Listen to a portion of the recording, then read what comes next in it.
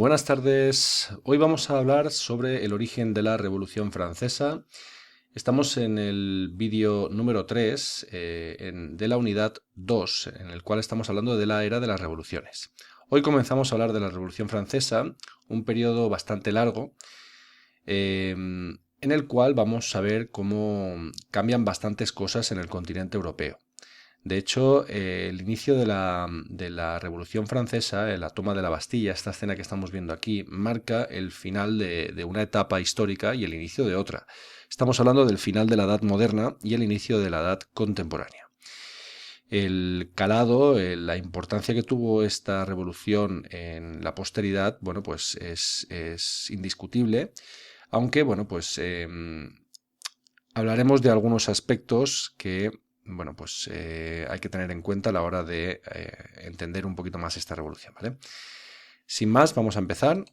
Bueno, pues lo primero que solemos hacer es establecer las causas. ¿Por qué surge esta revolución?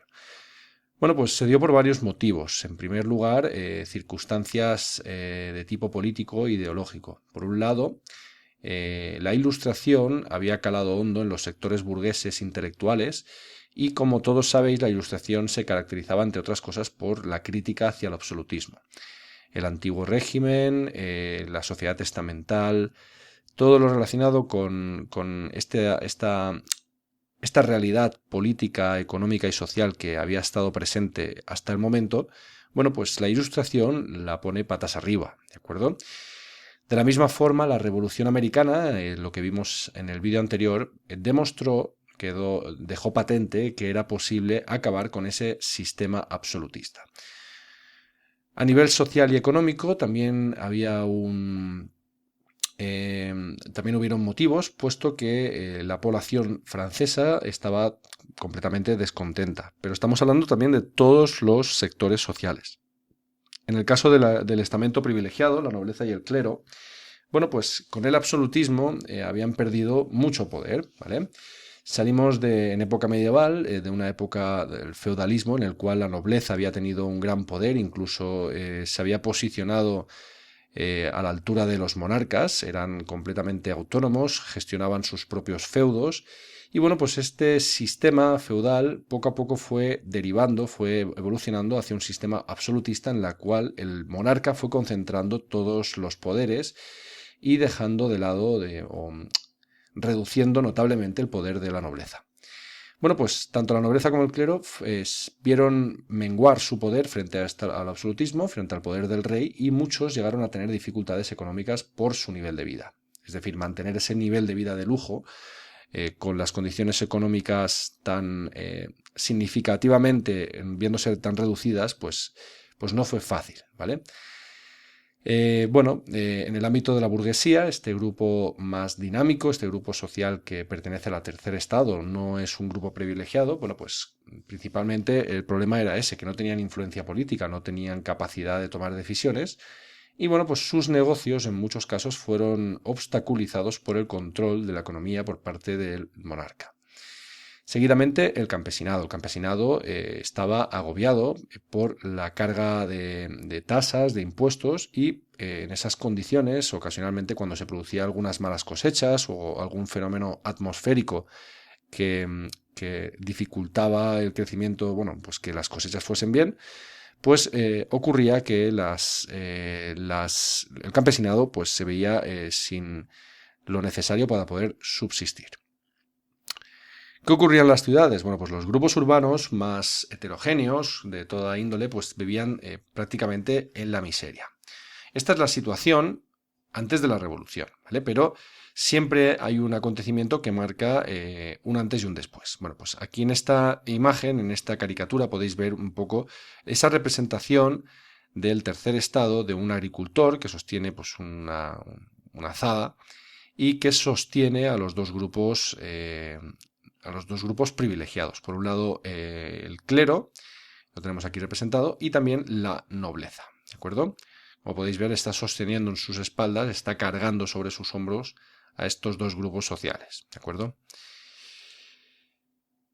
¿Cuál fue la chispa que encendió esta revolución, que dio paso, que dio comienzo a este proceso revolucionario en Francia? Bueno, pues la causa inmediata, lo que va a provocar esta revolución va a ser una crisis de carácter doble, ¿vale? Por un lado vamos a ver cómo va a existir una crisis de tipo alimentaria, provocada, entre otras cosas, por malas cosechas. De hecho, se dice que en esa época hubo una erupción de un volcán en Islandia y provocaría una pequeña época, una pequeña edad de hielo que obviamente pues va a influir negativamente en el desarrollo de las cosechas y por lo tanto esto provocó que el hambre se extendiera por todo el país. A nivel financiero, bueno, pues vamos a ver que el Estado francés está completamente endeudado. Endeudado principalmente por las guerras que había llevado a cabo y también por los gastos de la corte. La corte francesa era un ejemplo, la corte de Versalles era un ejemplo en el resto de Europa y se caracterizaba, entre otras cosas, por su nivel de vida, por su nivel de lujo que existían en ese palacio, ¿de acuerdo? Bueno, pues todo esto había que pagarlo y obviamente pues el dinero pues no fluía con esos problemas. El rey, consciente de estos problemas, va a intentar que los nobles iniciaran el pago de los impuestos, una cosa inédita hasta el momento, ya que como por esencia, por ser miembros del estamento privilegiado, estaban exentos de pagar impuestos. Pero, bueno, pues obviamente pues la respuesta de este sector social fue negativa. Luis XVI, viéndose más acorralado económicamente, lo que hace es convocar los Estados Generales. Los Estados Generales fueron convocados en el año 1789 y bueno, pues son una asamblea de origen que hunde sus raíces en época medieval y que, bueno, de hecho, pues no habían sido convocadas desde el año 1614, ¿vale?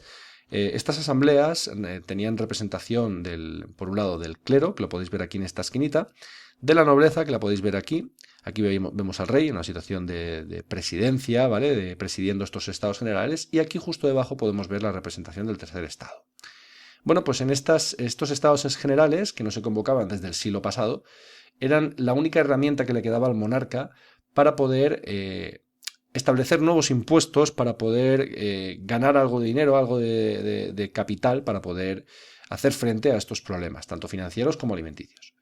Bueno, pues estas generales son convocados en el año 1789 y, bueno, pues como ya os he dicho, estaban representados los tres estamentos y por lo tanto eran los únicos que podían aprobar los impuestos. Previamente a estos estados generales se establecieron una serie de cuadernos de quejas. Estos cuadernos de quejas eran, bueno, pues eran memoriales, registros de las asambleas de cada circunscripción francesa, bueno, pues el equivalente a cada provincia de aquí en España. Y bueno, pues eran los encargados, estas circunscripciones eran los encargados de elegir a los diputados que iban a participar en esos estados generales. Y bueno, pues lo que hacían era básicamente pues, establecer una serie de peticiones y de quejas al monarca para, pues obviamente, pues, para defender sus intereses, ¿de acuerdo? Pero obviamente, pues estos tienen una gran importancia, puesto que fueron los precedentes un poco de esta Revolución Francesa. ¿Cómo se inició la revolución? Bueno, pues estos estados generales tenían una particularidad y es que se votaba por estamento, es decir, habían 3 votos. El tercer estado, obviamente, estaría en minoría. Por un lado tendríamos al estamento privilegiado, la nobleza, por otro lado tendríamos al clero y finalmente el tercer estado. 2 contra 1 y obviamente pues el estamento privilegiado siempre va a mirar por sus propios intereses y en este caso pues el tercer estado pues las peticiones, al estar en minoría pues sus peticiones no fueron atendidas. En ese momento, en ese contexto, ese tercer estado, esa representación decide abandonar la reunión y formar un nuevo parlamento. A ese parlamento se le va a llamar Asamblea Nacional, con representantes de toda la nación francesa. En este caso, de toda la nación francesa del tercer estado, aunque se sabe que en esta asamblea también participaron miembros del clero, del bajo clero, un clero más humilde, y también algún noble que, pues digamos que no estaba a favor de las directrices, de las circunstancias que se estaban dando en ese momento en Francia. Bueno, pues estos diputados se reúnen en una pista de tenis en Versalles, y lo toman como objetivo la construcción de un nuevo sistema político. Ellos querían básicamente establecer una nueva realidad en Francia, una nueva realidad política en Francia, por lo que tanto deciden realizar un juramento de no disolución. Es decir, ellos no van a desconvocar esa Asamblea Nacional hasta crear una nueva constitución. El 7 de julio del año 1789, la Asamblea Nacional, debido a que, como está buscando crear una constitución, cambia el nombre, simplemente se transforma en otra asamblea que se llama Asamblea Constituyente, ¿vale? Es la misma, pero en este caso, bueno, pues cambia este aspecto, ¿vale? También cambiaron el lugar de reunión, aunque, bueno, pues el objetivo fue básicamente eso, crear una nueva constitución. Ante la amenaza de las potencias, de la intervención del ejército, el pueblo de París, de manera espontánea, decide asaltar primero el Palacio de las Tullerías, un palacio en el cual se guardaban todas las armas, y después la prisión de la Bastilla, que era el lugar donde se guardaban las municiones, las balas, la pólvora.